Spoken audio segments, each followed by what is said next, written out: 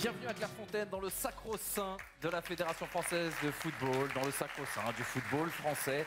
On est en direct sur FFF TV, on est en direct aussi également sur Foot Plus pour la 7e édition des trophées du National. On est surtout réunis pour aujourd'hui honorer les individualités, les collectifs qui ont marqué cette saison 2021-2022. Vincent, bonsoir. Salut Manu. 7 trophées seront à remettre aujourd'hui. Si vous pouvez nous détailler un peu le sommaire de cette grande soirée. Exactement. Donc on va remettre aujourd'hui la révélation, le meilleur arbitre, le plus beau but, le projet social club, le meilleur gardien, le meilleur entraîneur, le meilleur joueur et on finira par le 11 type. Eh oui, forcément. On finit toujours avec le 11 type dans les trophées du National. Je vous propose tout de suite, Vincent, qu'on se replonge dans une saison qui a été absolument extraordinaire, incroyable. Vous choisissez le superlatif que vous préférez, qui est le plus adapté en tout cas.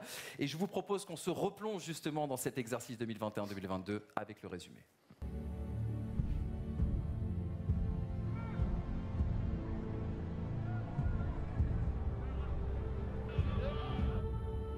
Le grand match ce soir sur FFF TV. Lorsque je vois mes joueurs prendre du plaisir, moi en tant qu'entraîneur, je prends du plaisir.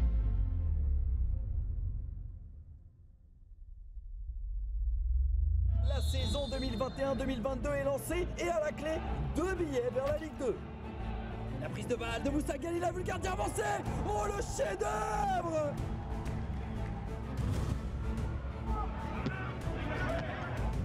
Jeffrey Karchi, c'est un peu compliqué, il arrive à s'en sortir quand même.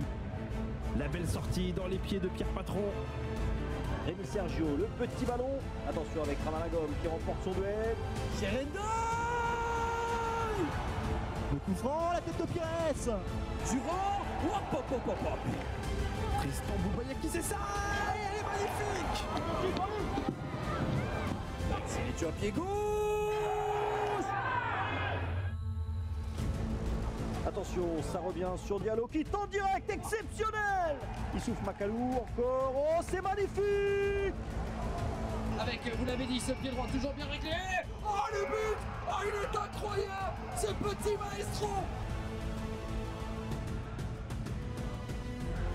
Papami Saba face à Escalès, il a ouvert son pied. Et le voilà, le 12e but du Sénégalais qui reprend la tête du classement des buteurs. Encore Madjotti qui va aller lancer Geoffrey Diombo en surface de réparation qui va être trompé. Jeannet Zévian, le voilà peut-être le Pichichi du National. Tonton Kérémé jusqu'au bout. L'association Kérémé-Annecy, c'est renversant.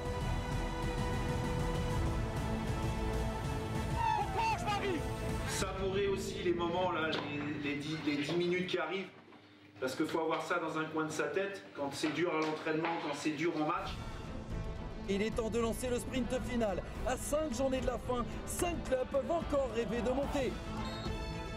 Allez, le coup franc de la dernière chance pour Mdemchak et Chambly. Et à la retombée, but de Doshi à la 93e minute. Incroyable! Bourg ne prendra pas de points et voit ses chances de monter s'envoler. Vers la tête d'Elissor et le but! L'inévitable Simon Elissor qui permet à Villefranche de passer devant Concarneau. Les Caladois sont sur le podium. Alexis Bossetti, hop hop hop hop hop. Annecy enfonce Châteauroux dans cette 31e journée avec ce but. Les Savoyards continuent de mettre la pression sur Laval pour le titre de champion. Sabin contre Viau et le voilà le but contre toute attente. Boulogne surprend Concarneau dans cette 32e journée. Les Bretons disent adieu à la Ligue 2. Enchobi, le 3e but de Laval. Cette fois-ci on peut le dire, les Tangos sont en Ligue 2. Encore un bon corner bien frappé par Madjotti. Carlier qui prend dessus sur Doucouré. De partout, le nul suffit en tango. Laval est champion de national. Le pied de velours de Rémi Sergio pour la tête de Jimmy Nirlo. Et le but avec la défaite de Annecy à Bourg. Villefranche se relance dans la course à la 2e place. Tout se jouera à la 34e et ultime journée de cette saison. Voilà Vincent, quel résumé, et la saison n'est pas encore terminée, il y a une 34e journée, et bien dès la semaine prochaine, il y a encore des enseignements à tirer de cette prochaine journée. Oui, parce qu'Annecy et Villefranche seront toujours à la lutte pour la 2e et 3e place.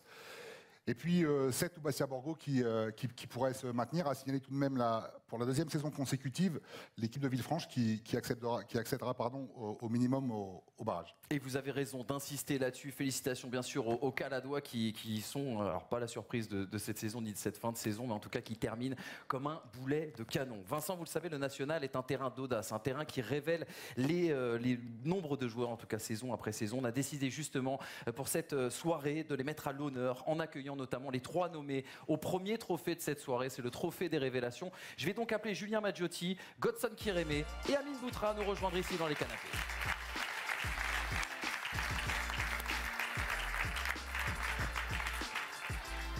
Allez-y messieurs, vous choisissez les places que vous voulez. C'est placement libre aujourd'hui. On est super content bien sûr de vous avoir avec nous. On a vu le résumé de cette saison qui est encore imparfait puisqu'il nous manque une dernière journée. Il y a encore plein d'enseignements à tirer. Mais on voulait revenir sur la saison de vos 3 clubs parce que vos 3 clubs ont marqué de leur empreinte cet exercice 2021-2022. Et on va forcément commencer avec le champion, avec vous Julien, champion national. Et pourtant, on avait l'impression que Laval, c'était un véritable chantier l'été dernier, avec 17 arrivées, avec un début de saison qui a été un petit peu compliqué, avec ce mois de janvier qui vous a vu monter sur le podium, une phase retour absolument extraordinaire, une seule défaite, on le rappelle, et le titre de champion depuis vendredi. Expliquez-nous un petit peu comment la mayonnaise a pris au sein de l'effectif et comment ce groupe s'est construit et s'est créé. Déjà, bonsoir à tous. Je suis heureux d'être là ce soir. Et ce groupe, il s'est construit en interne. On a vu qu'on était costauds tous ensemble. On a vu qu'on a créé une famille. Et je pense qu'aujourd'hui, dans ce championnat, c'est important d'avoir un groupe. Des individualités, c'est important, mais un groupe, aujourd'hui, ça met à l'honneur un club. Et aujourd'hui, on remet le Stade Lavallois à leur place avec un titre de champion qui n'avait jamais eu. Godson, la saison dernière, en fait, toi et ton équipe, vous êtes maintenus sur les dernières journées. Cette saison, vous êtes toujours à la lutte pour l'accession directement à la Ligue 2. Et ça fait 30 ans que la ville n'avait pas connu ça. Ouais, après, d'abord, bonsoir à tous. Ça fait plaisir d'être là aujourd'hui. Le FC Annecy, l'année dernière, c'était assez compliqué. On était dans une situation assez compliquée. Après, on a continué sur ce qu'on faisait de bien. Je pense que cette saison, ce qu'on fait, ça reflète ce que le club met en place pour mettre bien, que ce soit les joueurs, le staff ou les bénévoles. Donc, on essaye de faire en sorte de bien terminer la saison pour ensuite pouvoir fêter ça et rendre l'appareil aux actionnaires, aux présidents, parce que je pense qu'il faut un travail assez compliqué pour tous nous mettre bien. Amine, la situation est un peu différente à Concarneau. Ton équipe en fait, a été 20 fois sur le podium durant la saison. Ça doit être une fin de saison quand même très frustrante. Bonsoir à tous. Ouais, comme vous l'avez dit, 20 journées sur le podium, ça montre qu'on a une très belle équipe, on a un très beau groupe. On est une famille. Après, malheureusement, le football, ça se joue sur des détails. On l'a payé cher, on l'a calé. Et je pense que c'est ce qui nous a manqué. On a parlé bien sûr des saisons de vos clubs. On va s'intéresser à vous maintenant. Vous êtes les 3 nommés dans la catégorie Révélation. Alors on va lancer tout de suite le jingle et parler en précision bien sûr de vos destins, de vos parcours de vie parce que c'est très intéressant. Le premier trophée de cette soirée, le trophée de la Révélation.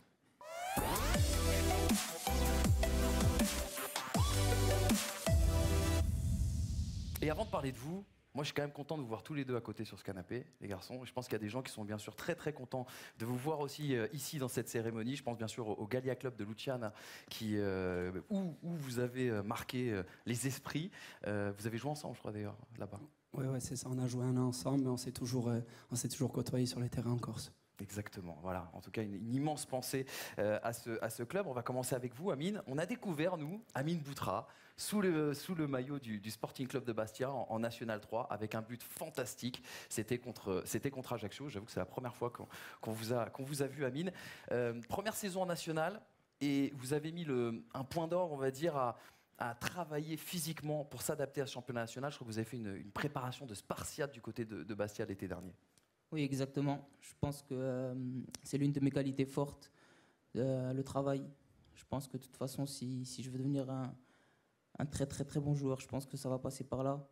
Et il fallait se préparer. Surtout qu'avec le Covid, on s'est arrêté 2 ans. Donc je pense qu'il fallait que je sois prêt physiquement. Amine, tu es un garçon, on le sait, qui marche à la confiance. Tu aurais pu signer au Bastia Borgo.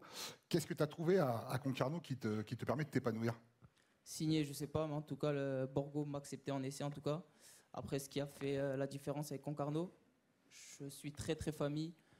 Je me suis senti directement chez moi à Concarneau. Après, le staff, l'équipe, le coach, je pense que ça a fait la différence.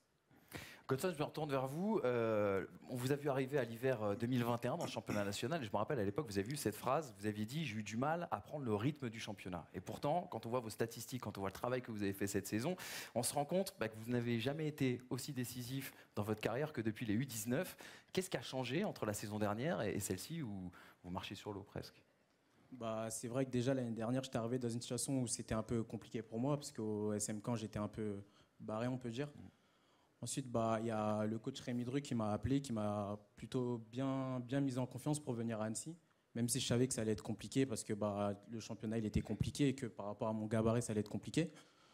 Donc après, j'arrive dans une équipe où on est bien accueilli, où on fait en sorte que les joueurs ils soient bien, ils se sentent bien mentalement. Donc d'ailleurs, je les remercie. Je pense que c'est aussi grâce aux joueurs, au staff et surtout au club qui nous poussent derrière, qui m'ont permis aujourd'hui d'avoir ce niveau-là. Oui, Godson, donc tu l'as dit, tu as été barré dans ton club formateur à Caen. Tu as souvent dit qu'en fait, tu voulais, toi, sortir de ton cocon. Et on a plutôt la sensation que le pari Annecy, en tout cas, il est réussi. Ouais, je pense plus ou moins que le pari il est réussi. Après, la saison, elle n'est pas encore terminée. Il faut encore faire le boulot la semaine prochaine. Mais après, je pense qu'on est tous très fiers d'avoir fait cette saison, cette année avec le FC Annecy. Donc, quoi qu'il arrive, on sera toujours heureux de ce qu'on a fait. Et puis, monsieur Julien Madjotti, qu'il faut appeler Zizou. Parce que c'est comme ça qu'on vous surnomme, notamment du côté de Borgo, un surdoué. On a l'explication aussi pourquoi du numéro 5 derrière le maillot. Julien, comme Amine, vous avez quitté justement la Corse pour relancer en tout cas votre carrière. Et à ce moment-là, vous avez pu compter sur quelqu'un de très important qui s'appelle Stéphane Rossi. Je voulais qu'on en touche un mot ensemble. Oui, Stéphane, il m'a marqué parce que c'est lui qui m'a sorti de mon île. Sans lui, je pense que j'y serais encore et je végéterai en N3, même si c'est moi qui avais choisi cette vie-là, de rester en N3, de travailler, d'aider ma famille. C'était ma vie, c'est comme ça. Et en plein confinement, Stéphane Ross m'appelle et me demande d'être prêt, de faire une préparation et pour venir faire une aventure avec lui à Cholet. Alors, il y a Stéphane Rossi qui a beaucoup compté pour toi, Julien, mais quand on s'est eu au téléphone dans la saison comme ça, souvent tu m'as parlé d'autres personnes qui ont beaucoup compté pour toi. Oui, et je pourrais en citer 1000, mais j'en ai 3 particulières. C'est Pascal Camadi, ancien joueur, qui m'a fait comprendre certaines choses, mon père et Christophe Constantine. C'est vraiment 3 personnes qui m'ont aidé. Et ça fait 2 ans qu'ils regardent tous mes matchs, qui m'appellent et qui me font travailler tous les jours encore plus. Et tu as été l'une des grandes révélations de la saison. La saison que tu fais aujourd'hui, est-ce que tu la dois un petit peu aussi à Jimmy Roy et à Deoti? On connaît la carrière de Jimmy et de Jordan. C'est des joueurs qui ont plus de 200, 300 matchs en professionnel. Donc quand on joue avec des joueurs comme ça, on est à l'écoute. Et puis ils sont là pour nous pousser. Ils connaissent mes qualités, mes défauts. Ils sont toujours là pour me dire les bons mots au bon moment et pour me faire avancer sur tout ça. Julien, on a vu vos célébrations. On a vu votre sourire. Vous avez un sourire tout le temps. Tout le temps, c'est ça qui c'est assez génial parce qu'on dit que le foot est devenu quelque chose de trop sérieux. J'imagine que vous êtes sérieux dans votre manière de jouer, mais en tout cas, on plébiscite votre sourire, vos facéties, vos coups de tambour aussi. Vous êtes un spécialiste maintenant, on peut le dire, le spécialiste. D'ailleurs, on devrait vous donner un trophée du meilleur, je ne sais pas comment on appelle ça, mais bref, troubadour peut-être, je ne sais pas. Expliquez-nous un petit peu, c'est quoi votre manière de vivre le foot? Parce qu'on sent énormément d'énergie, on sent quelque chose de très très positif quand on voit sur un terrain. Je pense que le fait de jouer en amateur jusqu'à 23-24 ans, le fait de savoir le niveau amateur, ce que c'est toujours prendre du plaisir. On travaille la journée, le soir on va s'entraîner, il faut avoir le sourire, il faut prendre du plaisir. Ça reste un sport et moi le sport je le fais avec un sourire, un plaisir. Et tant que je suis comme ça, tant que je suis épanoui dans ce métier-là, je continuerai. On a compris donc le parcours bien sûr de nos 3 invités, les 3 nommés pour le trophée de la révélation 2022 de ce championnat national. Malheureusement, on aimerait vous donner à tous les 3 un trophée parce que franchement, on vous aime énormément. Malheureusement, il n'y aura qu'un seul vainqueur et la décision, elle est entre les mains de Vincent. C'est pas Vincent qui a décidé, mais c'est Vincent en tout cas qui va nous dire qui est le lauréat de ce premier trophée de cette grande soirée qui ne fait que commencer. Godson Kérémé. Godson Kérémé, donc trophée de la révélation 2022 du FC Annecy. Tu vas réagir tout de suite, des gens à qui tu penses? Tout d'abord, déjà, merci à toutes les personnes qui ont fait en sorte que ce soit moi la révélation de cette saison. Je pense que, comme vous l'avez dit, aussi, ils le méritent. Il y a, je pense, beaucoup d'autres joueurs aussi qui le méritent. Après, j'aimerais remercier toutes les personnes qui ont permis ceci. Que ce soit ma famille, mes agents, mes amis, le coach qui est présent ici, Laurent Guyot, le staff, le président, les bénévoles qui sont toujours là à nous pousser, parce que je pense que ce trophée, il n'est pas que pour moi, il est un peu pour tous mes coéquipiers et pour tout le club.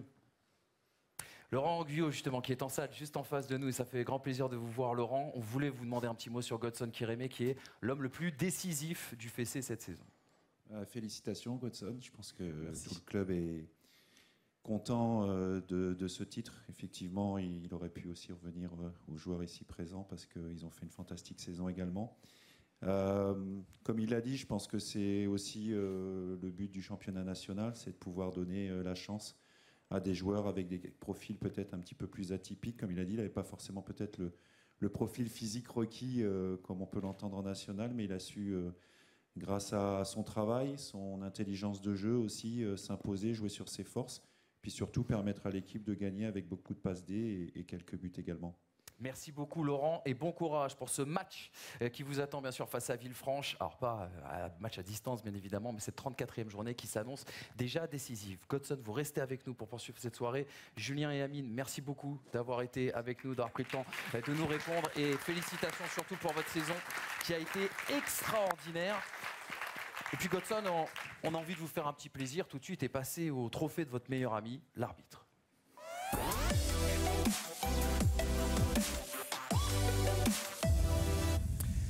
Trophée sans nomination dans le cadre bien sûr du trophée du meilleur arbitre du championnat de national, puisque le meilleur arbitre est désigné par les votes et les notes surtout de chaque observateur présent sur chacun des matchs.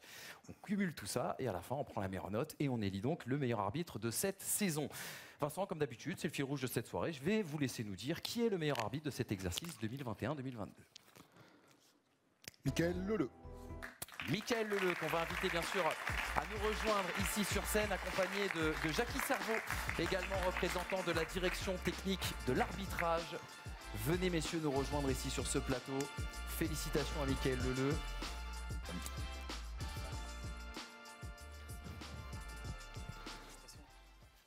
Félicitations Michael.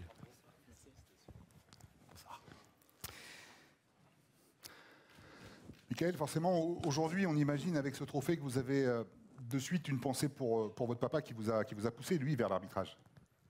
Bonsoir à toutes, bonsoir à tous. Oui, effectivement, j'ai une très grosse pensée pour mon papa.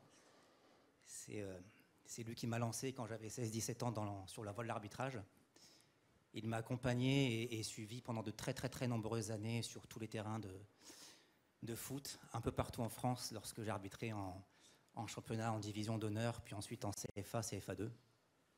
Et puis ensuite, quand j'ai basculé sur le niveau national, c'était un petit peu plus difficile pour lui de venir sur mes rencontres. Mais aujourd'hui, c'est sur le site FFF TV, donc il suit mes matchs et mes rencontres. Donc voilà, merci papa. Merci pour tous tes petits messages que tu m'envoies avant les matchs, à la mi-temps pour corriger et rectifier le tir parfois quand je fais des erreurs. Et aussi ces petites conclusions d'après-match qui sont toujours très, très sympathiques et surtout très rassurantes. Michael, on rappelle que vous vouliez devenir joueur professionnel, vous étiez latéral gauche en U15, c'est ça. Vous avez tenté de rentrer en centre de formation, malheureusement ça n'a pas marché, et c'est votre papa donc, qui vous a dit mais tente l'arbitrage, il y a peut-être quelque chose à faire. Et depuis vous aviez deux modèles, deux références, Roberto Rossetti l'italien et Howard Webb qui sont des légendes on va le dire de l'arbitrage du début des années 2000. Justement, pourquoi ces références-là et qu'est-ce que c'est qu'un très bon arbitre pour vous? C'est quoi la définition? Pourquoi ces arbitres-là? C'était à l'époque où j'étais vraiment beaucoup plus jeune. Je trouvais que M. Rossetti dégageait beaucoup de sérénité, beaucoup de classe.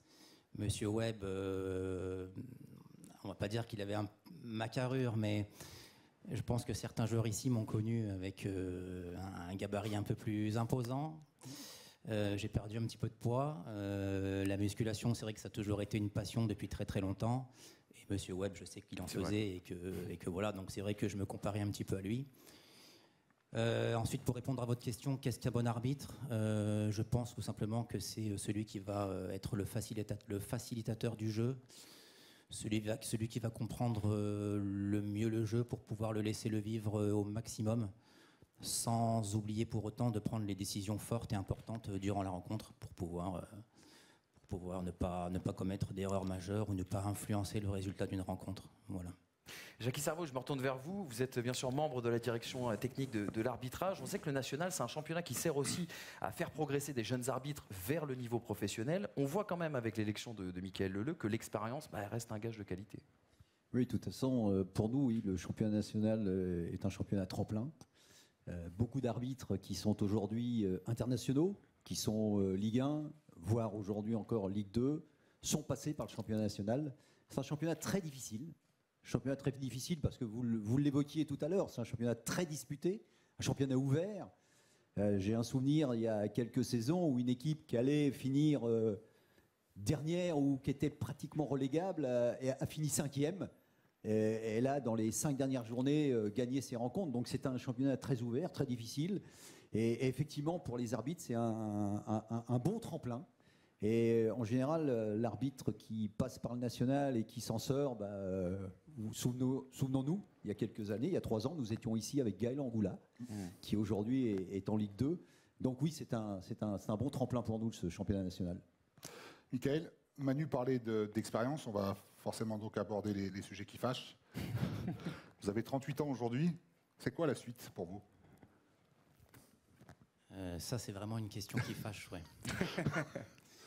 C'est pour ça qu'on vous la pose. La suite, je ne peux pas vous la donner, elle n'est pas écrite.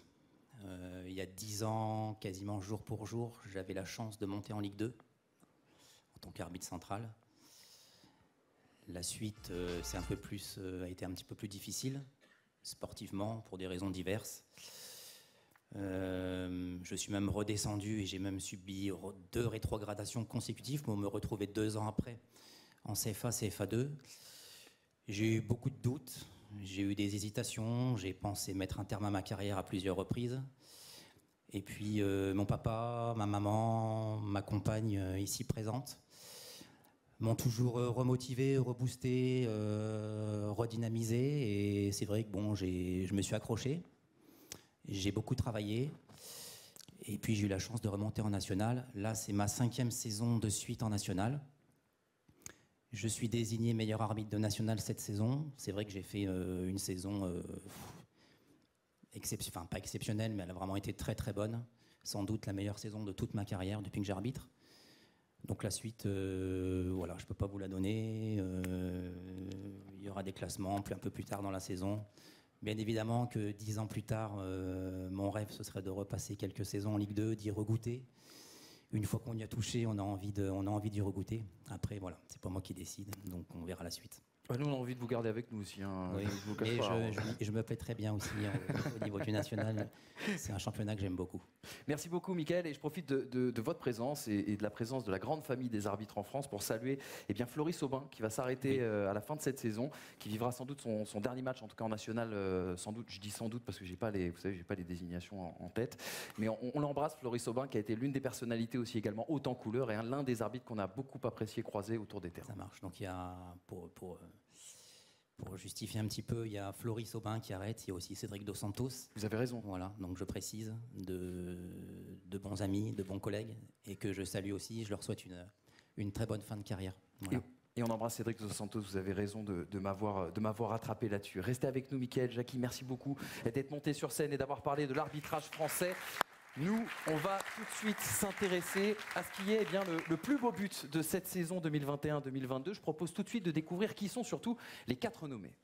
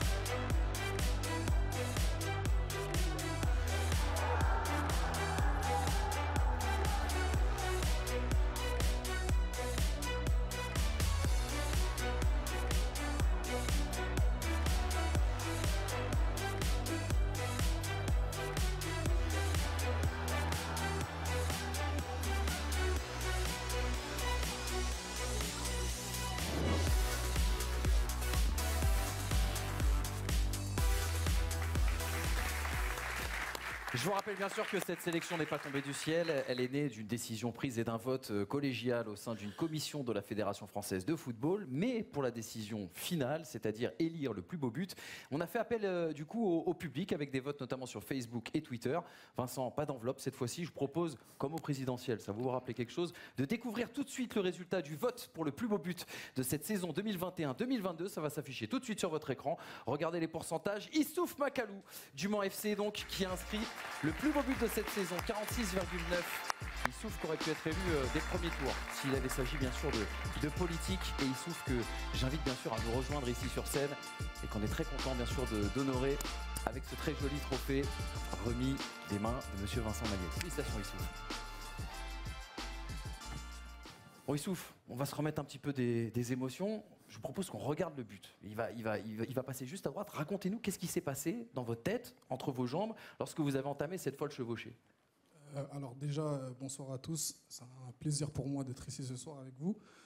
Et concernant ce but, c'était sur un match très compliqué contre Laval. C'est une très bonne équipe. On sait que défensivement, c'est costaud.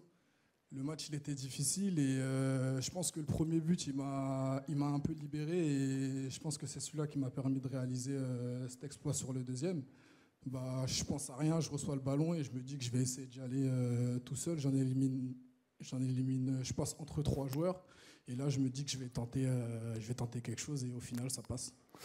Issouf, on sait que Chris vous donne à vous, tous les offensifs, beaucoup de liberté, comme beaucoup de coachs ici. En plus, quand on est défenseur, défendre aux abords de la surface, c'est très compliqué parce que le moindre contact, il peut y avoir penalty. On a profité un peu. Oui, parce que je sais que je suis un joueur assez rapide et puissant et quand j'arrive dans la surface, au moindre contact, ça peut donner un penalty. Donc c'est sûr que c'est difficile pour un défenseur d'intervenir sur ce genre d'action. À chaque fois que tu as marqué cette saison, c'est souvent des buts d'anthologie. On pense avec Manu comme le but face au Ressart. Oui, ça aussi, c'est un de mes plus beaux buts cette saison. Après, comme sur celui de Laval, je ne me pose pas de questions. Je sais que quand je rentre sur mon pied gauche et que j'arrive à me mettre en position de frappe, c'est assez compliqué pour les gardiens. Et je frappe et ça fait mouche et c'est bien. Alors Issouf, votre but là, qui a été primé, le plus beau but de cette saison, on s'est amusé, on a travaillé dans nos souvenirs avec Vincent et l'année dernière, il y a un autre Manceau qui a mis à peu près le même but. On s'est amusé justement à faire un petit comparatif et on voulait vous interroger justement sur le contexte un petit peu de ce but. Alors le but, excusez-moi, j'ai oublié de vous le dire, c'est Bilal Brahimi. C'est une belle comparaison, il a joué hier une finale de Coupe de France avec l'OGC Nice, c'est à peu près la même construction. Le fait de marquer ce but, regardez... On dirait un copier-coller. Je ne sais pas si vous l'avez vu avant de rentrer sur le terrain, mais on dirait à peu près le même. Le fait de marquer ce but devant le virage sud, qui n'avait jamais été aussi plein depuis le début de la saison, dans un derby, dans le dernier quart d'heure, sur un exploit personnel, décrivez-nous un petit peu, décrivez-moi d'ailleurs, qu'est-ce que ça donne comme sensation? Parce que moi j'avais deux pieds carrés, j'ai malheureusement pas pu réaliser cet exploit-là. J'ai envie de savoir qu'est-ce qu'on ressent quand on fait ça. On est heureux parce que déjà, comme vous l'avez dit, pendant le derby, devant autant de supporters et dans cette situation-là, ça fait énormément plaisir. Parce que tout d'abord parce qu'on s'y attend pas. Et c'est pas tous les jours qu'on met des buts comme ça. Après, pour la comparaison, c'est la deuxième fois cette saison qu'on compare à Bilal Brahimi sur les buts, puisque celui du Red Star aussi, il a été comparé. C'est un peu, on va dire, pas forcément le même profil, mais c'est un ailier gaucher comme moi qui rentre souvent sur son pied gauche. Et je pense que c'est un peu normal, cette comparaison. Merci beaucoup en tout cas Issouf d'être venu nous raconter ce but. Merci beaucoup Godson d'être venu nous raconter votre parcours. Merci. Pareil, Mickaël Leleu, merci d'avoir partagé comme ça vos émotions. Je vous laisse regagner vos places, messieurs. Je vous remercie. Et puis nous, c'est déjà la fin de cette première partie de cérémonie. Et pour l'entracte, je vous propose que l'on passe tout de suite au Trophée Social Club.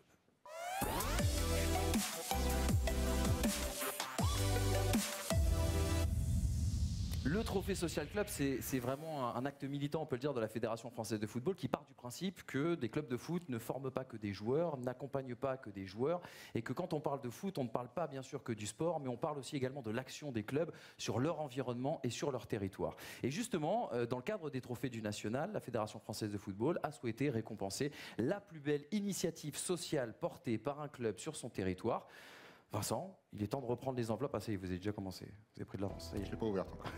Qui est le lauréat du Trophée Social Club de cette saison 2021-2022? Red Star FC. Le Red Star.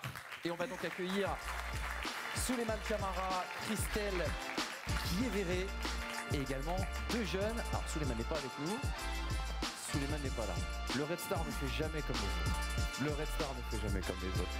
Et deux jeunes, bien sûr, du Red Star Lab. Bonjour, comment tu t'appelles? Latif. Bonjour, c'est quoi ton prénom? Samir. Oui, vas-y. Ça fait bizarre, hein? Bravo déjà, parce que le Red Star, c'est dans l'histoire en tout cas de cette cérémonie, 7e édition cette année, c'est le 2e trophée remporté par les Odoniens pour le projet Social Club. Ça colle bien sûr avec les valeurs du club, on le dit souvent. Le Red Star, c'est plus que du foot, c'est plus qu'un club de foot. Il doit avoir justement une visée un petit peu sociale. Christelle, racontez-nous qu'est-ce que c'est déjà le Red Star Lab, que peut-être certains ne connaissent pas dans la salle. Alors le Red Star Lab, c'est le laboratoire d'expérimentation artistique et culturelle sur la thématique du football pour les licenciés du club. Donc c'est un peu une espèce d'ovni, mais c'est quelque chose qui existe depuis 14 ans au club et qui permet à nos jeunes licenciés et aussi aux pros, mais eux ils savent qu'ils sont très bons, mais nos licenciés savent qu'ils sont bons sur le terrain, mais ils ne se rendent pas compte qu'ils ont autant de talent ailleurs, donc on leur offre des opportunités de découvrir qu'au-delà de faire un petit pont, ils savent faire plein d'autres choses. Et donc on met en place des ateliers, c'est un programme pédagogique qui met en place des ateliers en plus de leurs entraînements pendant les vacances scolaires ou pas, et qui leur font produire des choses. Donc Christelle, justement, vous êtes la chef de projet. Ça a consisté un peu, par exemple, à faire ce type de maillot. Tout à fait. Là, par exemple, c'était... Alors, l'année dernière, je ne sais pas si tout le monde n'est pas forcément au courant, mais l'année dernière, on avait fait les maillots de nos équipes premières racontaient l'histoire du Red Star et l'histoire de la France, parce que donc, on sait tous que les Red Star est un vieux club historique. Et là, cette année, en fait, c'était un projet qui n'était pas simple à pitcher, mais dans lequel on a réussi à embarquer nos jeunes et nos joueurs pros. Et l'idée, c'était que vous portez tous le maillot de votre équipe. On est tous... Voilà, nous on est étoile rouge, vous êtes ce que vous voulez. mais au-delà de ça, ce sont tous des individus différents. Et donc du coup, on leur a permis, ce qui était donc encore une fois pas simple, on leur a permis de raconter leurs histoires personnelles et de graver leur histoire sur leur maillot. Aussi bien donc nos licenciés, ici U20, U18, jusqu'au U13, et les joueurs de l'équipe pro. Donc voilà, ils ont raconté leurs histoires et graffé là, et ils l'ont floqué sur leur maillot. Mais attends, je me permets, du coup, qu'est-ce qu'elle raconte cette histoire alors sur ce maillot? Excuse-moi. Bonjour à toutes et à tous. Ce maillot, il raconte un peu l'histoire de mes parents, leur voyage, c'est-à-dire je suis d'origine ivoirienne, donc c'est un peu la traversée de la Côte d'Ivoire jusqu'à la France, et voilà, c'est tout. Et pareil, si tu peux nous raconter ton histoire. Moi, je suis pas née ici, donc moi, je suis née aux Comores, sur une petite île dans l'océan Indien.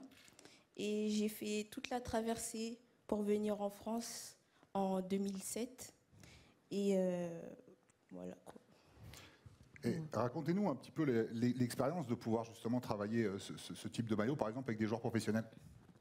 Parce que vous avez bossé avec du beau monde, on peut le dire, on peut les citer même. Hein. Ouais. Vas-y, dis-le. Déjà, l'expérience s'est très bien passée, on a beaucoup aimé. Ce qui m'a le plus plu, c'est le contact avec les pros, parce que c'est pas tous les jours qu'on est avec les pros du Red Star, et même on voit que les pros étaient impliqués, et même c'était comme des grands frères avec nous, et ça m'a beaucoup plu. Et aussi, ça nous fait nous rendre compte que le Red Star, c'est pas que les pros, c'est les jeunes aussi, et voilà, c'est ça qui m'a plu. Et bravo pour cette initiative. Christelle, le mot de la fin? Oui, le mot de la fin, c'est qu'effectivement, ça crée des liens. Et je voulais juste remercier donc mon boss, Souleymane, qui est pas là. Mais voilà. Qui vous a lâchement abandonné. Ouais, mais grave. Mais, je le dis, vous n'êtes pas obligé de le dire. Mais qui me soutient vraiment sévèrement bien. Et puis les éducateurs qui me suivent dans nos délires et qui se rendent compte de l'importance d'un programme pédagogique en parallèle de ce que vous êtes, parce que nous, on en place sur vos entraînements. On sait que vous avez du talent en balle au pied, mais on est convaincu que vous avez du talent ailleurs. et eux en sont la preuve. Et donc mes collègues qui sont là, qui m'aident, et tous mes gars et mes go du Red Star Lab, parce que voilà, c'est cela quoi. Merci à vous. Voilà. Merci à vous et rendez-vous dans pas longtemps pour prendre un trophée du national du coup. Et pareil pour toi pour la dernière féminine en tout cas. Félicitations, merci à vous, bravo au Red Star et bravo à ces très très belles initiatives. Bravo Christelle en tout cas pour tout le travail qui a été fait et on vous salue, on vous félicite. Tombez pas surtout, hein. Parce que sinon ces vidéos gags, ah non ça n'existe plus, pardon. Vincent, c'est un moment important là. J'ai l'impression. C'est un moment important, un trophée qui tient particulièrement à cœur de mon consultant qui est le plus grand lobbyiste du poste depuis maintenant près de 10 ans, le trophée du meilleur gardien.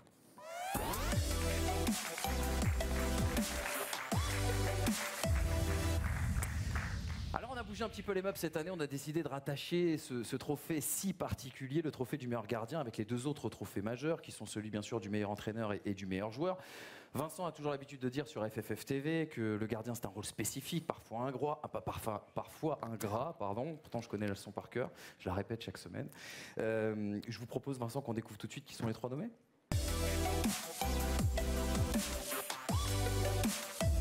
Pierre Patron, Alexis Sauvage et Vincent Viot sont les trois gardiens nommés bien sûr par les entraîneurs du championnat national. Vincent, la réponse encore une fois à la question que je vous pose, aux questions que je vous pose depuis le début de cette soirée est entre vos mains. Qui sera donc le meilleur gardien de cette saison 2021-2022? Vincent Viot. On va accueillir Vincent Viot. Féliciter bien évidemment Pierre Patron et Alexis Sauvage. Mais on va aussi accueillir, puisque vous savez que le football est avant tout un sport collectif. Félicitations Vincent déjà, félicitations. J'ai pas envie de vous laisser tout seul dans ce canapé et je pense que vous êtes quand même quelqu'un de humble et on va le voir dans quelques instants. J'ai envie qu'on appelle Maxime Ethuin aussi également et Donatien Gomis, je crois, qui sont dans la salle. S'ils peuvent se lever et nous rejoindre et prendre place sur notre canapé juste à côté. Je crois qu'on insiste de plus en plus sur le côté individuel du football et c'est important bien sûr de mettre en exergue justement toutes les qualités collectives. Bonsoir Donatien. Merci d'être avec nous. Ce trophée, j'imagine que vous le partagez, Vincent. 15 clean sheets depuis le début de la saison. C'est le nombre le plus élevé en national, en tout cas, dans cet exercice. J'ai retenu une phrase que vous nous avez dit. Dans ce championnat, il n'y a que les valeurs qui t'emmènent vers le haut. Les grands discours, ça sert à rien. Alors, on a compris que vous étiez un garçon humble, je le disais tout à l'heure. Mais expliquez-nous à quel point il faut être un garçon superstitieux pour être un bon gardien. Déjà, bonsoir à tous. Ouais, je pense que l'humilité, c'est hyper important, surtout dans ce championnat. Toutes les équipes se valent et ça peut aller très vite dans les deux sens.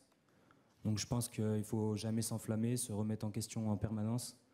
Et voilà, pour moi, c'est vraiment quelque chose d'important. Après, pour les superstitions, je pense que les gardiens sont un peu spécialistes du fait. Je pense que Vincent en avait une aussi. Je pense qu'il pourrait nous la dire d'ailleurs. Non, je pense qu'il ne faut pas la raconter. C'est ma femme qui a recousu mon caleçon pendant 15 ans. Le même. Et il l'a toujours sur FFF TV, je tiens à le préciser. Je ne l'ai pas mis aujourd'hui. Et Vincent, c'est quoi votre superstition du coup, vous? Ouais, c'est plusieurs, c'est des routines en fait. J'ai l'habitude de mettre, je sais pas si on va le voir là, mais la bouteille du même côté du but. Après, il y a plusieurs habitudes qui nous mettent dans nos routines, on va dire. C'est pas ce qui va nous rendre performants, mais c'est ce qui nous permet de rentrer aussi dans un match. À Concarneau, Vincent, tu as trouvé en fait un climat sain qui t'a permis de bosser sereinement. Ça a été le coup de foudre assez rapidement. Ouais, quand je suis arrivé à Concarneau, j'ai tout de suite compris que c'était un club qui pouvait me convenir, qui me convenait vraiment même. Il y a un état d'esprit très, très sain au sein du club. C'est un vrai club familial. C'est pas juste le fait de le dire, c'est réellement le cas. Il y a une proximité entre tous les membres du club, du président au bénévole, tout le monde se côtoie. C'est un réel plaisir, on partage tout tous ensemble et c'est un réel plaisir d'évoluer dans ce club. Ça fait maintenant 7 saisons que tu évolues en national. C'est ta première nomination, ton premier trophée du coup. Comme quoi en fait, être gardien de but, c'est être patient et continuer à travailler. Ouais, on me l'a souvent répété qu'il fallait beaucoup de patience. On m'a souvent dit, quand j'étais numéro 2, on m'a souvent répété « sois patient, ton heure viendra ». Et à un moment, on peut penser que c'est des belles paroles. Mais au final, moi, je l'ai pris au sérieux. J'ai travaillé dans l'ombre pendant quelques années. J'ai appris aussi aux côtés des gardiens qui étaient en place à Luçon, par exemple, Anto Martin et Magno Novaes à Béziers. J'ai appris à leur côté. J'ai appris en étant numéro 2 pendant quelques années. J'ai travaillé à l'entraînement. Et un jour, mon heure est venue comme on me l'avait dit. Donc après, il n'y avait plus qu'à saisir la chance pour faire de belles choses. Maxime, je me retourne vers vous parce que tous les deux d'ailleurs, hein, les 15 clean sheets, vous n'y êtes pas pour rien quand même. Hein. C'est pas que Vincent, on va quand même bien sûr le rappeler. Maxime, racontez-nous un petit peu l'osmose qui existe dans cette défense du côté de Concarneau, qui a existé en tout cas tout autour de cette saison. Comment ça se matérialise? Comment vous expliquez qu'il y a eu ces 15 clean sheets justement? Déjà, bonsoir à tous. Écoutez, je pense que dès le début de la saison, on a montré une solidité. Ça partait des joueurs de devant, de Fed, d'Amine. Il y avait quelque chose qui était mis en place pour gêner l'adversaire et l'empêcher de s'approcher de notre but. Et puis après, il y a aussi la qualité de Vincent qui par son calme, sa sérénité, nous aussi nous a apporté beaucoup de choses derrière et qui a fait qu'on a pris peu de buts cette saison. Donatien, vous êtes arrivé au cours de l'été, vous êtes intercalé entre un Vincent Viau qui était déjà bien installé et le gardien du temple, monsieur Guillaume Janez. Comment ils ont facilité justement votre intégration? Comment vous êtes rentré dans le moule? Parce que vous êtes rentré dans ce moule en tout cas d'une fort belle manière. Bonsoir à tous. Ça a été assez simple. Ça a été assez simple de jouer à côté de Guillaume Janez. Il est très expérimenté et ça n'a pas été compliqué. Il m'a tout de suite donné de bons conseils.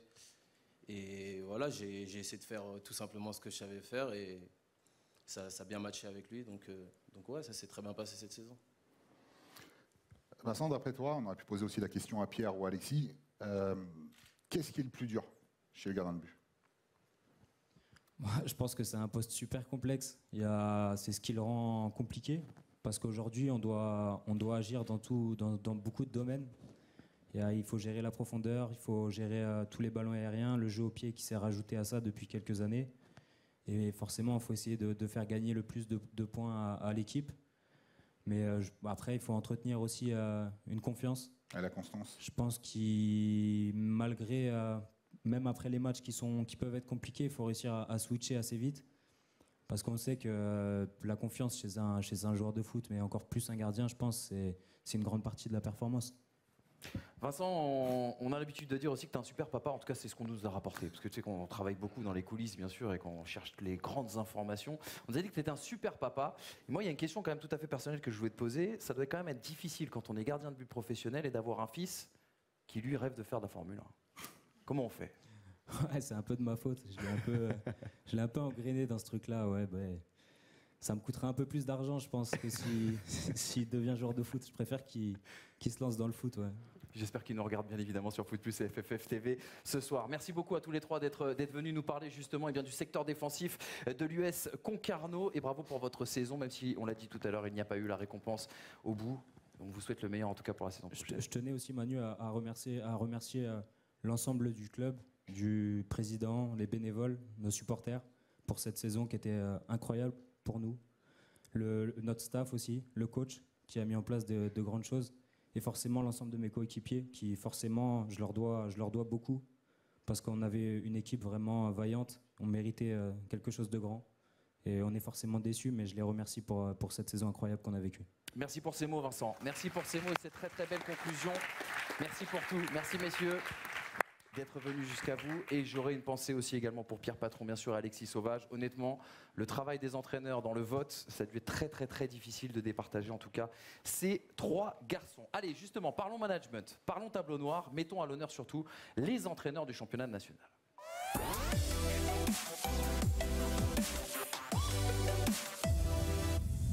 Et là encore une fois, le choix a été très très dur cette année pour les entraîneurs amenés à voter pour leur père. Et je vous propose justement de découvrir les trois nommés de cette cérémonie des trophées du National 2022.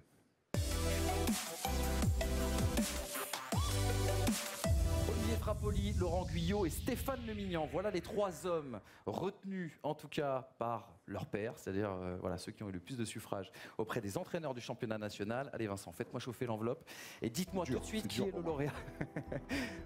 Vous fracturez pas le doigt. Olivier Frappoli. Olivier Frappoli, meilleur entraîneur de cette saison 2021-2022, champion de national. qui va donc connaître une 3e accession en Ligue 2 dans sa carrière. Olivier Frappoli, qui est l'entraîneur qui a connu le plus d'accessions en Ligue 2 dans l'histoire de ce championnat. Félicitations Olivier. Olivier, le foot va très vite quand même. Parce que moi je me rappelle d'une situation il y a un an en Touron, où c'était peut-être l'une des fins de carrière les plus difficiles de toute votre carrière. Avec la gronde des supporters, vous aviez été re-signé, les gens ne comprenaient pas pourquoi. Et un an après, on a une 3e montée en Ligue 2, je le disais, en carrière, un titre de champion, un trophée de meilleur entraîneur. Quelque part, ceux qui ne vous connaissent pas ont dû prendre votre président pour un fou il y a un an, de vous re-signer pour 2 ans. Et finalement, le résultat, on l'a, c'est qu'il avait pris la bonne décision, sans doute, à ce moment-là. Vraisemblablement oui. Bonsoir à tous, bonsoir à toutes. Je voudrais déjà, avant de répondre, qu'on applaudisse tous les entraîneurs de ce championnat, parce que ça a été une belle édition et je suis récompensé, mais tout le monde a fait du bon travail. Donc pour répondre à cette question, effectivement une année compliquée l'année dernière avec le Covid. J'étais plutôt dans une position de quitter le club, et puis Laurent Léry et José Ferreira ont repris le club avec un projet. Ils ont tenu à me le présenter, et puis voilà, ça a matché. Dès le lendemain, j'avais un message en me disant que voilà, la décision a été prise, et après quelques jours de réflexion, j'ai bien évidemment accepté ce challenge, et aujourd'hui, je suis très fier d'avoir rendu cette confiance. Olivier, tu es venu à Laval avec pour objectif de redorer le blason tango. Aujourd'hui, le pari est réussi, et pourtant, ça n'a pas été simple. Tu as dû faire avec beaucoup de changements à l'intersaison et une structure allégée. Oui, encore une fois, il y a eu des décisions courageuses qui ont été prises au niveau du club, à savoir de geler certains domaines qui prenaient peut-être un peu trop de place au niveau financier, notamment la formation. Et puis, vous l'avez dit, on est reparti quasiment de 0, 5 joueurs restés au club. Avec José Ferreira et Laurent Léry, on a activé le recrutement. J'avais choisi une animation qui nécessite aussi certaines caractéristiques dans le recrutement. Le fait d'avoir des moyens et d'avoir aussi une attractivité par l'histoire de ce club dans ce championnat nous a permis de faire un bon recrutement. Et on sait, quand on est entraîneur, que la saison se joue souvent au mois de juin, et nous on ne l'a pas raté.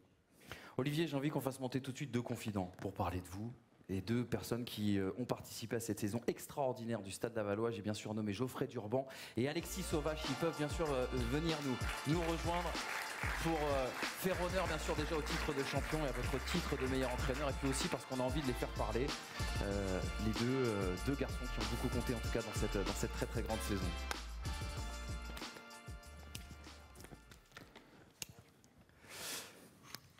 Justement, on va commencer avec vous, Geoffrey. Je suis très content de vous avoir. Il y a 10 ans, j'ai commenté votre premier but en national, et j'avoue que c'est tout à fait personnel. Je m'épanche ce soir.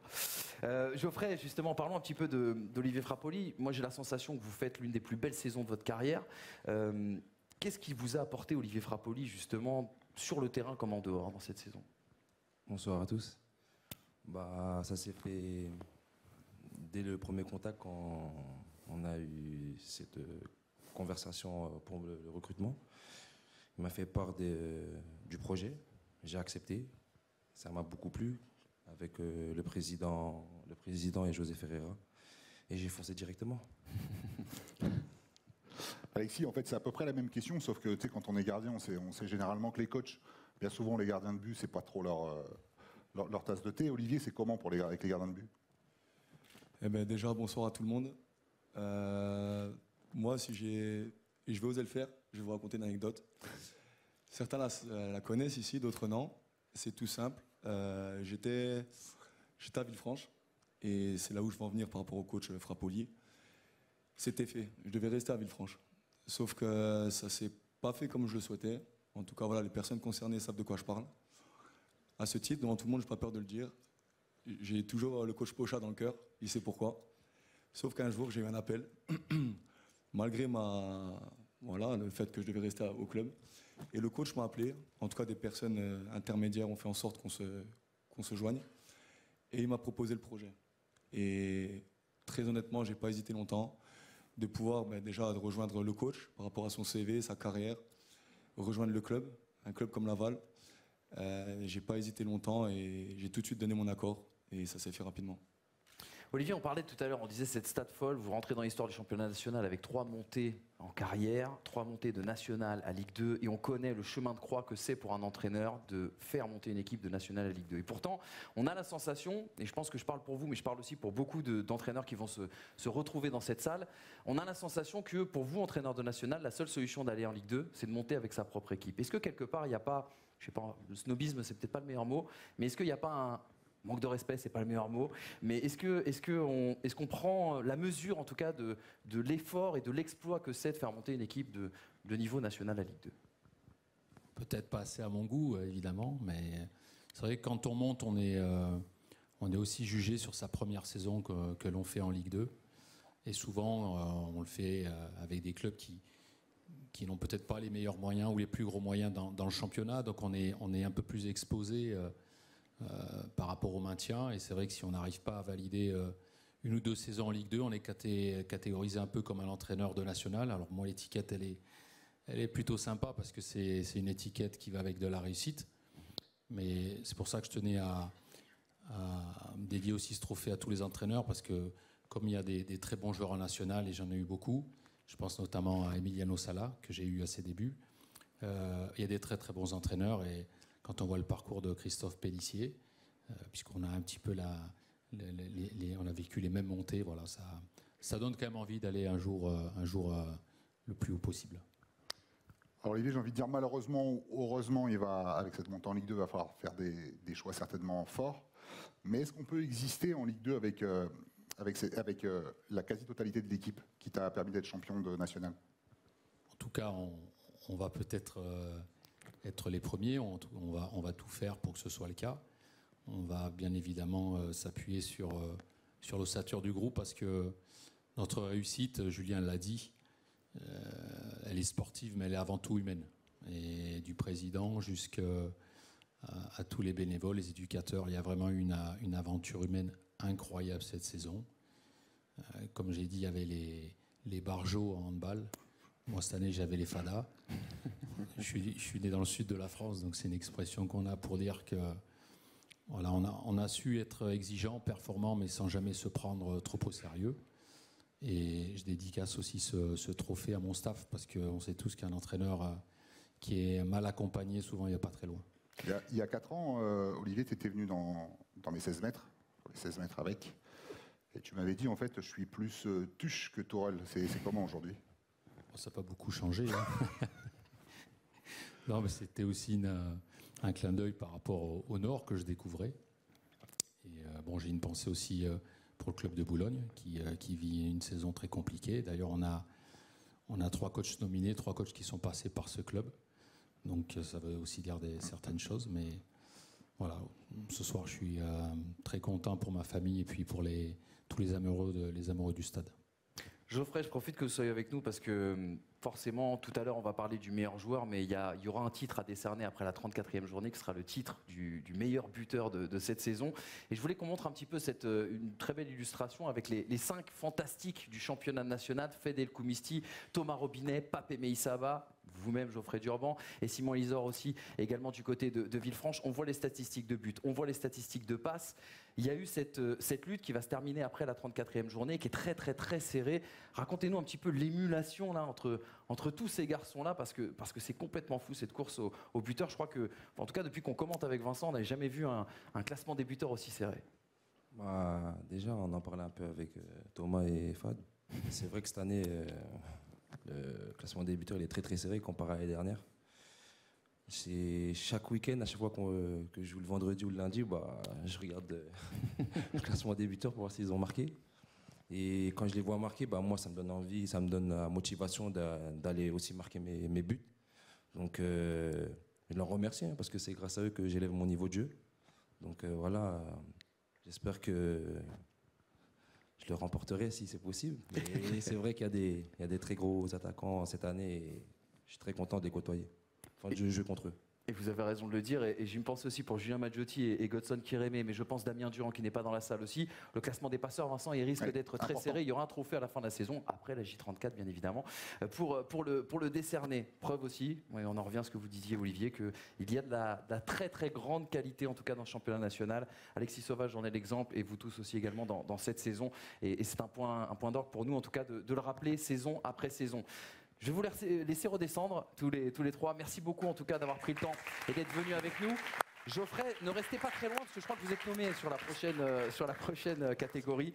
Donc voilà, préparez-vous si jamais il faut faire une montée de scène dans les minutes qui viennent, puisque c'est le moment tant attendu, le gros trophée de cette saison 2021-2022. On va tout de suite élire le meilleur joueur du championnat national.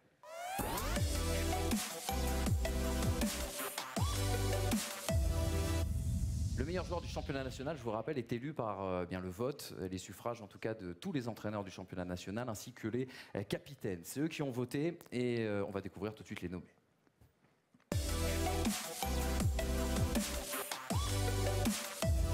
Geoffrey Durban, Fed El Koumisti, Thomas Robinet. Voilà les trois belligérants pour un titre. Malheureusement, là encore une fois, Vincent, je ne sais pas s'il vous reste quelques trophées à côté de vous. J'aurais bien voulu en donner 3.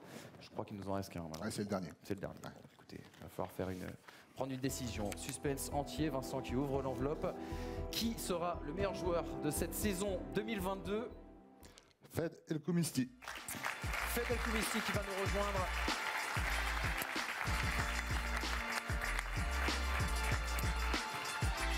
Et puisque l'on sait que Fed El Koumisti doit beaucoup aussi également à son entraîneur, je vais demander à Stéphane Le Mignon de venir monter sur scène, s'il vous plaît. Stéphane.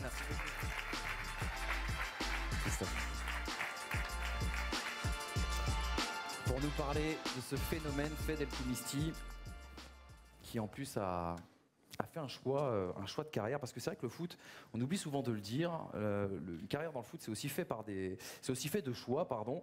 Et à l'hiver de la saison dernière, Fed, vous avez choisi de lâcher un contrat professionnel à Orléans pour rejoindre Concarneau, qui jouait, je crois, à l'époque le maintien. Quelque part, si vous n'aviez pas fait ce choix à ce moment-là, peut-être que vous ne seriez pas sur ce canapé avec nous. Ouais, c'est clair. Peut-être que si j'avais fait... déjà, bonsoir à tous, pardon.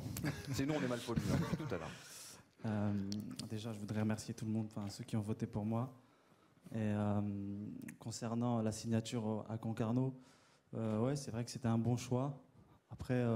J'ai accepté de signer un contrat fédéral avec Concarneau, mais j'ai trouvé plus de professionnalisme à Concarneau, même si voilà. Et voilà. Trois petits points. Il nous a cloué. Stéphane, qu'est-ce qui fait que tu sois allé chercher Fed?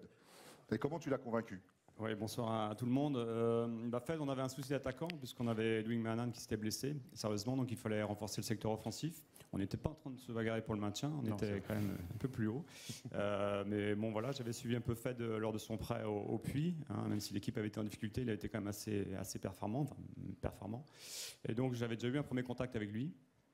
Il était sous contrat avec Orléans, il a commencé avec Orléans, il avait un temps de jeu qui était un peu limité, et puis il a accepté de nous rejoindre parce que voilà, il a senti que c'était peut-être le bon endroit pour s'épanouir. En fait, est-ce qu'on est les seuls avec Manu à te comparer à Benzema? C'est flatteur, mais oui, on m'a déjà comparé, mais à mon niveau bien sûr en national, et ouais, on m'a déjà comparé, ça peut arriver, mais après c'est vrai que c'est un exemple dans l'attitude, que ce soit dans le style de jeu et même dans l'attitude sur un terrain de foot. J'aime bien ce qu'il dégage, le fait qu'il sur un terrain il parle pas trop aux arbitres, il joue le jeu, et à Concarneau c'est ce que j'ai trouvé, on joue au foot, donc tout allait bien. Expliquez quand même, Vincent, le profil, pourquoi on dit ça. Il y a le travail invisible aussi. On dit souvent Benzema parce qu'en fait, t'aimes marquer, forcément, t'aimes faire marquer, tu décroches. Tout ce que tu fais, c'est dans le sens de ton équipe. Oui, c'est vrai. Après, j'ai un coach qui me permet de le faire. J'ai une tactique, il y a une tactique qui est mise en place. C'est vraiment moi, je le dis maintenant, j'ai jamais eu un aussi bon entraîneur, c'est le meilleur. Donc ça veut dire que tu vas rester longtemps à Concarneau? Ouais, peut-être, ou avec le coach. Mais bien sûr, et Concarneau aussi, le staff, il y a tout le monde. C'est beaucoup de paramètres qui sont alignés, qui font qu'on fait une belle saison, même si on ne monte pas. Et Après, derrière, il y a des individualités qui brillent. Et d'ailleurs, il y en a plein d'autres dans ce championnat.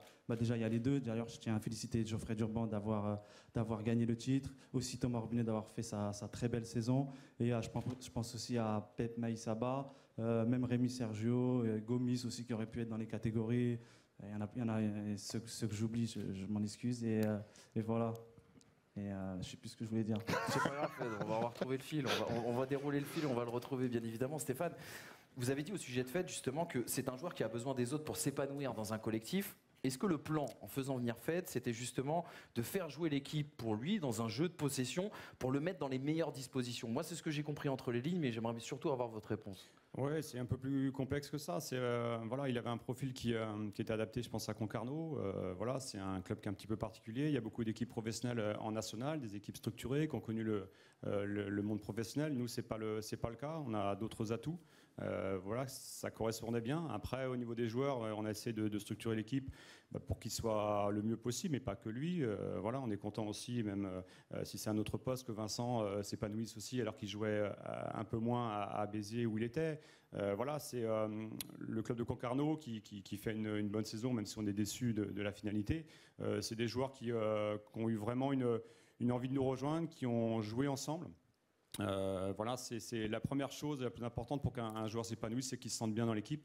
Et bon, je pense que les équipes qui sont devant, il y a beaucoup de cela, mais nous, il fallait encore un peu plus parce qu'on est moins de joueurs, on est avec voilà, des capacités peut-être un peu moins fortes, donc il fallait renforcer ce sentiment-là et on a réussi à le faire. Mais Fed a été très très fédérateur, que ça soit, on parle de la structure défensive, vous avez fait monter des joueurs qui jouent dans le secteur défensif, mais aujourd'hui, je pense que vous demanderez à Olivier ou Laurent, c'est pareil. Si nos attaquants ne travaillent pas, on est en difficulté. On peut pas, voilà, on n'est pas le PSG, on peut pas jouer avec 7 joueurs ou 8 joueurs qui défendent. Et Fed était sûrement le meilleur défenseur pour Vincent cette saison. Donc ça correspondait bien à ce qu'on voulait faire.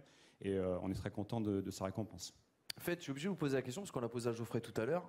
Le J34, on vous attend tous au rendez-vous, les garçons, pour augmenter le compteur de buts. Il y a monsieur Thomas Robinet qui est également face à nous. Il y a Pape Meïsaba qui n'est pas là ce soir, mais qui a réalisé aussi une saison absolument extraordinaire, il faut le signaler. C'est Simon Elissor aussi, donc un petit peu plus de retard. Comment vous l'avez vécu, cette émulation? Est-ce que vous l'avez vécu de la même manière que Geoffrey nous l'expliquait justement tout à l'heure avec tous ces garçons-là? Ouais, un petit peu. On regarde, mais après, avec mon style de jeu, j'essaie vraiment de rester centré sur le jeu et de pas trop m'occuper des fois. Même si on regarde pas, en fait, il y a les collègues du foot qui nous disent, etc. Mais j'étais vraiment plus ciblé j'essayais vraiment de rester plus ciblé sur mon jeu et sur les passes décisives. D'ailleurs, il y a marqué 3 passes décisives, mais il en manque une. Je suis à 4 passes décisives. Oui, c'est avec la commission de la Fédé. C'est pas grave. Vous parliez du Qatar tout à l'heure, vous parliez du PSG, pardon, le lancement pourri, et vous parliez du PSG, et je voulais qu'on parle du Qatar ensemble, parce que je crois qu'on est regardé ce soir au Qatar, mais personne ne regarde du Paris Saint-Germain. C'est des gens qui comptent beaucoup pour vous, Fed, et vous vouliez les remercier. Évidemment, donc ce trophée, je le dédie à ma famille, mais d'abord, avant de passer à ma famille, je veux remercier le club, le président, mon coach évidemment, mention spéciale, comme j'ai dit tout à l'heure, parce que il m'a fait progresser, il fait progresser toute l'équipe et il ferait progresser n'importe lequel des joueurs, je pense, parce que c'est du haut niveau tactiquement, techniquement parlant. C'est vraiment, j'aurais pas pu atteindre ce niveau si j'avais pas rencontré Stéphane Le Mignon, je l'appelle Stéphane, même si je l'appelle coach d'habitude. Et donc j'aimerais remercier mon frère, mon grand frère qui est au Qatar justement, et toute ma famille, tous les clubs où je suis passé précédemment. Et voilà, c'est vrai que j'essaye de les rendre fiers. On fait tout ça, tous les joueurs, je pense, on veut donner des émotions aux gens et à nos familles. Et voilà, il est dédié pour eux. Et voilà, et c'est vrai qu'il y a mon frère du Qatar qui suit le national au Qatar. Exactement, ça nous fait en tout cas plaisir. Fed, vous avez aussi relancé un tube là, récemment. Vous avez relancé un tube, je pense qu'on va l'entendre dans toutes les meilleures boîtes de nuit cet été.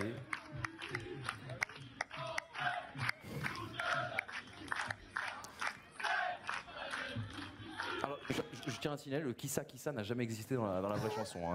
C'est important de le faire.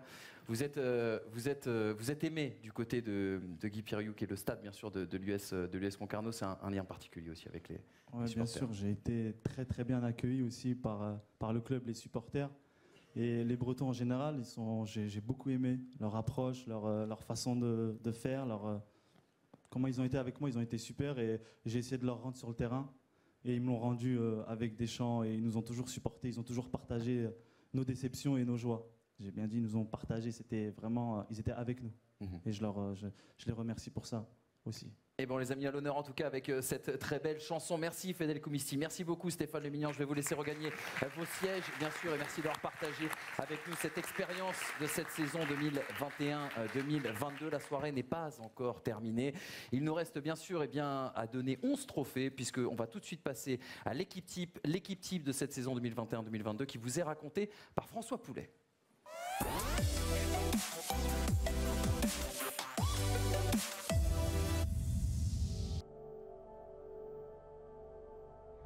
Avec lui, dans les buts, l'US Concarneau a trouvé le dernier rempart du Finistère. Moins d'un but par match encaissé, près de la moitié de ses matchs sans prendre de but. Vincent Viau est un habitué du top arrêt sur FFF TV. Aussi efficace que spectaculaire, le gardien concarnois a encore rempli son rôle à merveille cette saison.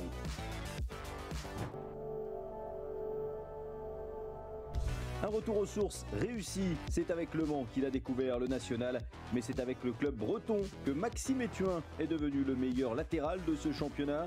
Défenseur rarement débordé, il est aussi dans les bons coups de son équipe avec 3 buts et 2 passes décisives cette saison. Le natif du Finistère a conquis tous les observateurs. La bonne pioche de l'US Concarneau pour sa première saison à ce niveau. Donatien Gomis a mis tout le monde d'accord chez les Tonniers. Puissant, vif et excellent relanceur, le franco-sénégalais a été la tour de contrôle dans la défense finistérienne. S'offrant même 2 buts pour sa première saison en nationale, Gomis a encore franchi une nouvelle étape dans sa carrière. La force tranquille, pour une première en nationale, Brian Goncalves s'est imposé en patron dans la défense lavalloise. Défenseur de talent, son pied gauche fait des merveilles aussi sur coup franc. Meilleur joueur du mois de décembre, c'est tout naturellement que le défenseur Tango prend place dans l'équipe type de la saison.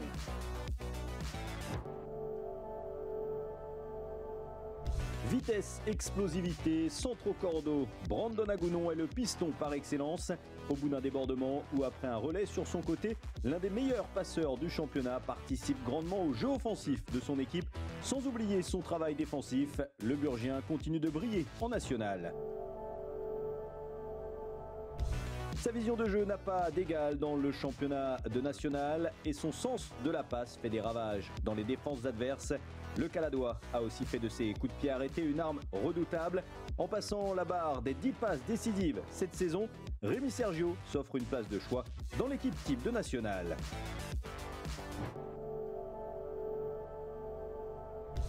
Leader technique et charismatique, le capitaine du Stade Lavallois est sûrement l'un des joueurs les plus expérimentés du championnat.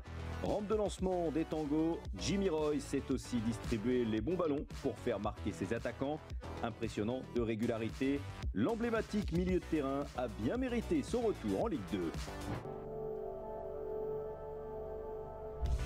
La fougue et la jeunesse au service du collectif lavallois. À l'aise techniquement, son sens du but et sa vista lui permettent de donner la dernière passe ou de conclure une action. Très souvent décisif, Julien Maggiotti est devenu incontournable dans le milieu de terrain des tangos. Une première saison en Mayenne remarquable. Lancé sur un côté, difficile de rattraper la fusée du fessé. Ses dribbles et ses changements de rythme ont fait tourner la tête de nombreux défenseurs. Godson Kireme est le joueur le plus décisif du FC Annecy cette saison. L'un des meilleurs passeurs du championnat, c'est aussi souvent muet en buteur. Un prêt réussi pour le franco-ghanéen. Les surfaces de réparation n'ont plus de secret pour lui. Thomas Robinet est désormais un serial buteur et un finisseur hors pair. Toujours bien placé, il est capable de marquer dans toutes les positions. L'attaquant de la Berrichonne réalise la meilleure saison de sa carrière, avec peut-être au bout le titre de meilleur buteur du national.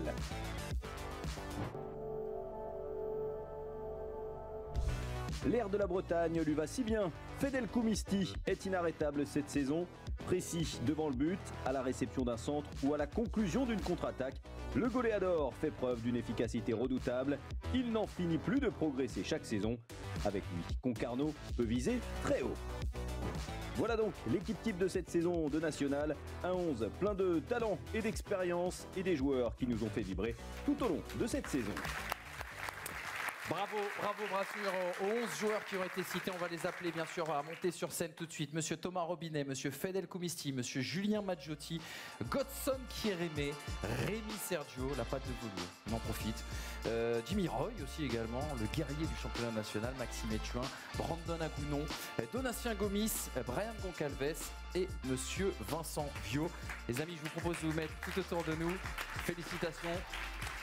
Et on va vous laisser surtout profiter de la très très belle photo et vous laisser seul sur scène parce que c'est vous qui méritez bien sûr toute la lumière de cette très très très belle soirée. On est très content en tout cas de pouvoir vous commenter et vous suivre en tout cas dans ce championnat national. Moi je vais juste dire un dernier mot très rapidement, remercier toutes les équipes d'FFF TV qui ont été mobilisées tout au long de cette saison et bien sûr sur les terrains. Il reste une 34e journée, on l'a dit, qui va nous vendre du rêve. Remercier aussi également le diffuseur officiel Canal+ et toutes les équipes bien sûr de Canal+ Sport qui vous font vivre ce très très beau championnat. Restez fidèles au championnat national, c'est le plus beau championnat au monde.